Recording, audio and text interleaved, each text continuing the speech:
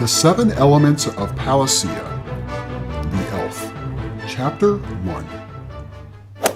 The arrow whizzed by Gladen's pointed ear and struck the grizzled trunk of a nearby tree.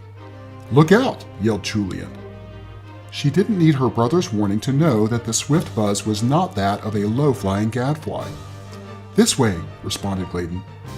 The 2 elves darted down the shallow slope and entered the shadowed timber. Another arrow struck a nearby tree with a thud and a twang. The arrow was black as ink, both shaft and feathers. "Those dunderheads!" Julian shouted as he skirted easily through the thick underbrush. Gladen followed. The elves knew that orcs were too clumsy to fire arrows on the run. The dim-witted beasts would certainly delay pursuit to draw their bows. Perhaps outrunning them would not be so difficult after all. "As long as we don't take an arrow in the back," Gladen thought to herself. Gladen ducked under a branch and leaped over a pebble-lined brook without breaking stride. The forest bed was riddled with gnarled roots, providing a clear advantage for the light-footed elves. Orcs were far from light-footed. Inexplicably, the foot seemed to be an orc's heaviest part. Recent rains in the forest region of Chanticleer made rapid travel difficult, even for an elf. Gladen nearly collided with a shoulder-high felled oak after her leather boots slid over a moss-covered stone. Orc encounters were dangerous, but not exceedingly so for an alert elf. Elves were far more agile and adept. Orcs were far from stealthy. Their stench and grunts made ambush nearly impossible. Still, Gladen knew that one misstep could shift the advantage. We must be careful, she thought. Gladen and Julian had been running vigorously for several minutes, and their breathing was becoming more labored. They dared not stop. Gladen's breath puffed fine mist, less from cold than from high humidity. Elves were trained in the art of flight early in life. Faced with combat, they were rarely defeated. The enemy could barely finish a battle cry before the elf was far out of sight. "Over this ridge," Gladen pointed west. "We'll draw them to the east side of the Brooklyn, enter the water, and wade upstream." Julian accepted the advice with a nodding glance and kept running. They knew better than to challenge an orc hand-to-hand, and they also knew not to run directly home. Great measures had been taken to conceal their village among the nooks of Glen Eden. Their scent would be lost to the orcs easily. An orc would never enter the water intentionally, not even when rain-soaked. It was a typical rainy season in the Vale. The heavens seemed to be in a constant state of confusion, spilling sunlight at one moment and rain at another. The lush flora spread leaves wide to collect crystal raindrops from crying skies. Rich purple field lilies dotted the landscape. Spectral ribbons of light were abundant as the sun peeked through pillows of mist.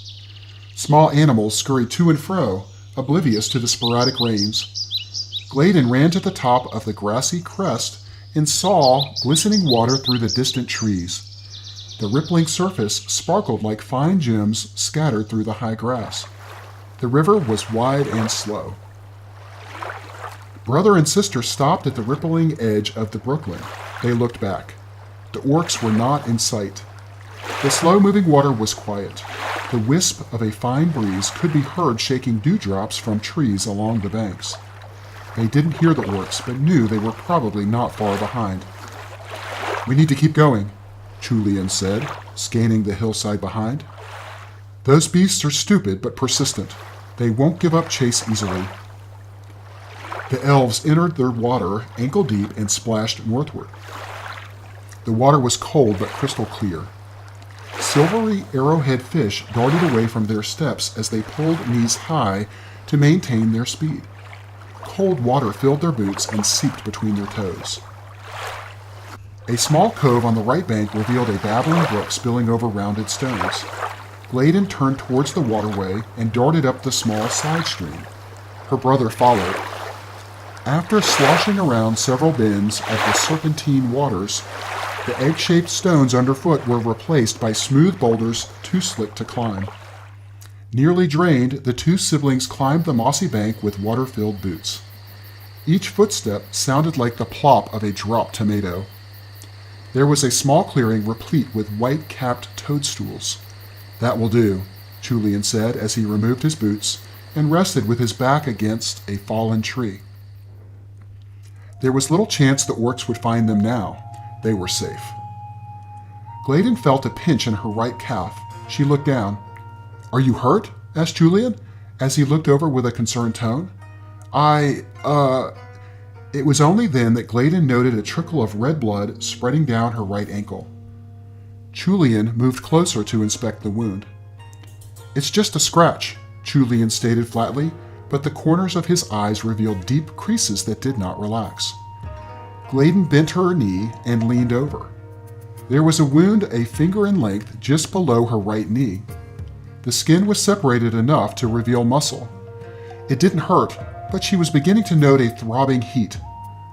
The thrill of the chase must have blunted her sense of pain. Julian tore a strip of cloth from his tunic and wrapped the wound tightly. "I'll be fine, really," Gladen reassured her brother. Her healing lessons had taught her that wounds such as these were only problematic when poorly treated. Infection could be dangerous, but a poultice of aloe would prevent infection. She stood up and applied weight to the leg. A dash of pain forced Gladen to grimace involuntarily. She grabbed a branch to steady herself. Julian's concern deepened. "I'm fine," Gladen repeated with her smiling eyes. "It will heal, but we should get back to the village," Julian agreed, his angst diminishing slightly. "Don't worry." Gladen smiled and patted the arm of her brother. "Yeah, okay, anyway, I'll fetch the canoe and meet you at the inlet. It shouldn't take more than an hour." The canoe was a leather-covered wood frame that remained hidden in some brush upstream. Gladen preferred that they not split up, but agreed that this was likely to be the quickest solution. Julian tightened his boots and scurried away. Gladen sat and then lay herself back into the soft moss. She closed her eyes and reflected on this most unusual day. She couldn't know that the day would only grow more peculiar. Gladen and Julian were twins. They were so-called common elves, but few considered the pair common. Gladen had long, fine hair the color of honey. The iridescent waves flowed freely over her shoulders and curled into silky spirals just above the arch of her back. Julian's hair was dark brown, but few would question their relatedness. They were truly similar in appearance. The brother and sister wore typical elven attire, tunics wrapped at the waist with a woven reed cord. Both had delicate petal-shaped ears and almond eyes. Gladen's gaze could charm even the hardest of souls, even without the use of magic. Very few elves were blessed with the power of magic. It seemed to be a vanishing trait in recent generations. According to the storytellers, there was a time when all elves could conjure the natural powers. Today, only a few of the village elders knew magic and they rarely used it. Gladen was one of the first of the new generation to have the ability. For unknown reasons, her twin brother did not have magic, or at least he was never able to conjure the talent. Their older brother Danon did have the power of magic, strong magic, but it was limited to only a few spells. Gladen seemed to have a broader range of abilities, but they were weak and seemingly useless. She was told that it would be many years before she had the ability to harness and control the powers. She wasn't so sure. At an early age, somewhat by accident, she discovered that she could perform small charms while she was playing with her friends. She once turned a blue beetle red, but it failed miserably when she attempted the more difficult natural powers. Suddenly, there was a grating screech. What was that? Gladen thought. The sound came and departed before she could register the source or the distance of the mysterious sound. Gladen's heart pounded as she quickly donned her boots and looked around for better cover. The sound came again, and birds scattered from the treetops. The sound was a sort of horrific roar, like that of a lion seconds after a kill. Fading echoes in the distance placed the source of the sound to her right, several arrow flights away. The sound echoed again, confusing her. That's no wildebeest. she thought, looking cautiously in all directions. Gladen slid silently over to a clump of cypress trees. Her leg wound sapped her energy to run, and her curiosity clawed at her common sense. She wiggled through the branches and over a small ridge until the dense foliage opened to reveal a vista of a distant valley.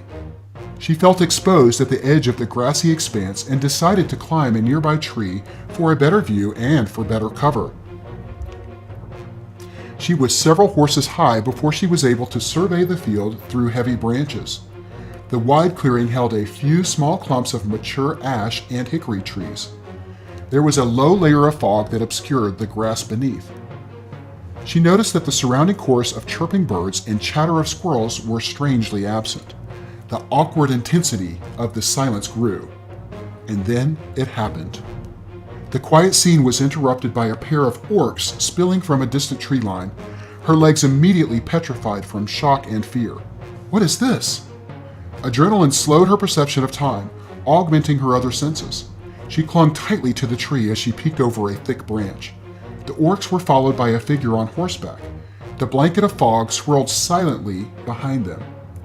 The rider was nearly human in form, with black rags dripping over even darker flesh. The horse was draped with dark leather and was unusually large. Snorts from the beast delivered puffs of white steam with each labored breath. Instead of warm fur, the hide of the beast was dark and reflective, giving it a grotesque, insect-like sheen. Gladen had never seen a horse like this. This beast was a half-size larger and had a much wider head than even the most robust of known field horses. She had heard of similar unnatural beasts. Could it be? It was a rodden mare, common fodder of the village storytellers. Gladen's heart stopped when she realized the significance of her first rodden mare encounter. Rodden mare carried wraiths, and wraiths were walking death. Gladen's older brother once explained that wraiths were born without skin as condemnation by the gods. True or not, wraiths had the smell and look of rotted flesh. Wraith encounters were rarely reported, perhaps because wraiths chose not to leave their underground lairs, or, more likely, because there were few survivors to tell the tales. No sane being would disagree that wraiths were pure evil, and they were deadly, skilled with a sword and strong as an ox. Ah! A rasping wail emanated from the dark shadow. The wraith carried a long, dark sword held aloft, ready to strike. They were headed in her general direction. But why is there a wraith in Chanticleer? And why is it chasing me? It made no sense. Gladen's body shivered in fear, shaking the branches and leaves around her. Her feet clamored to stay on the wet boughs. She was trapped. Why did I climb a tree? I should have run.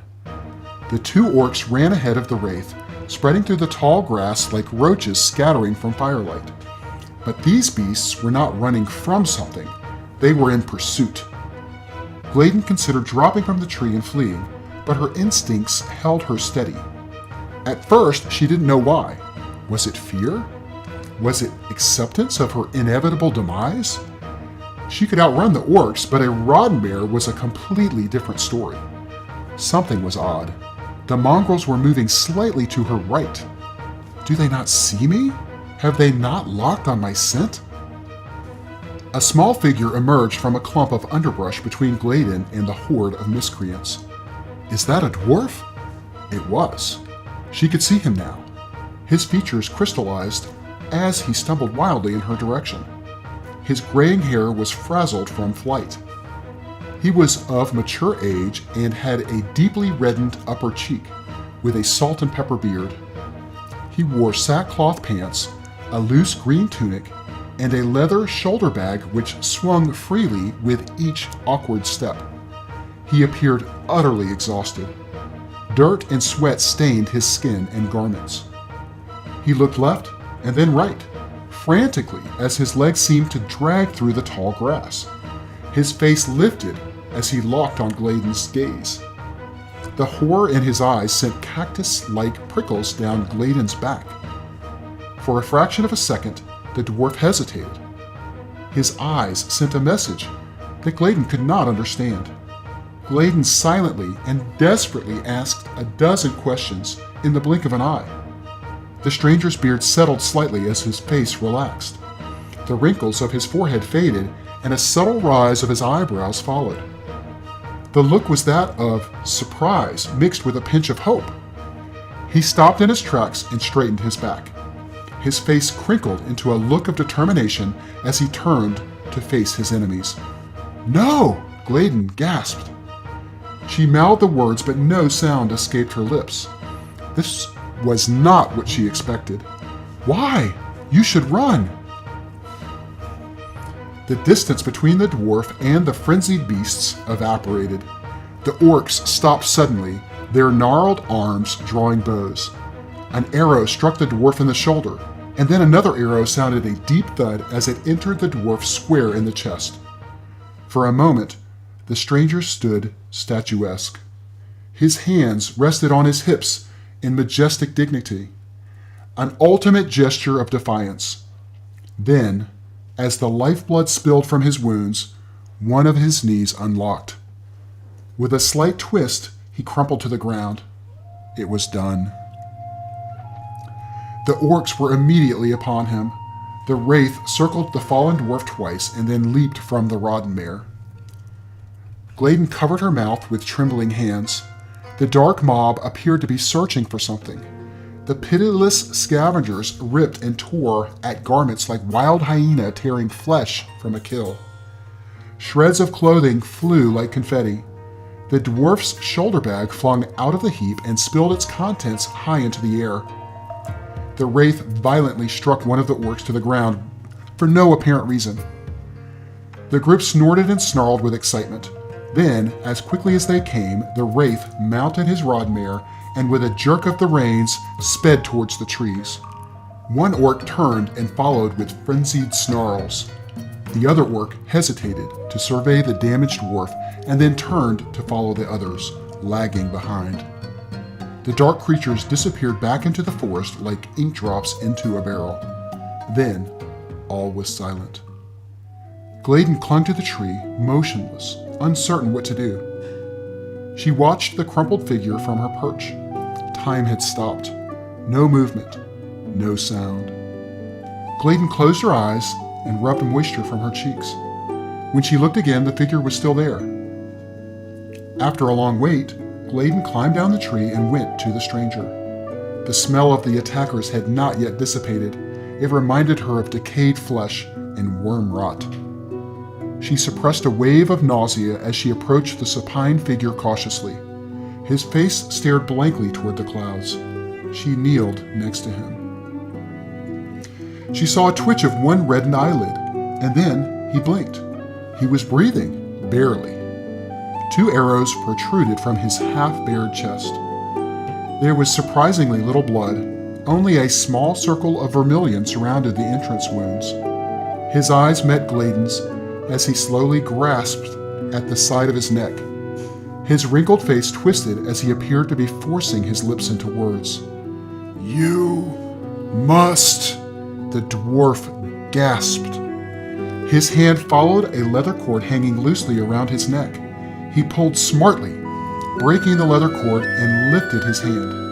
The dwarf extended his arm towards Gladen. She met his hand with her own. A small, hard object was pressed into Gladen's palm. The dwarf slowly inhaled, and his chest rose smoothly. In one long, gasping breath, he whispered, "Hurry!" This was his final word.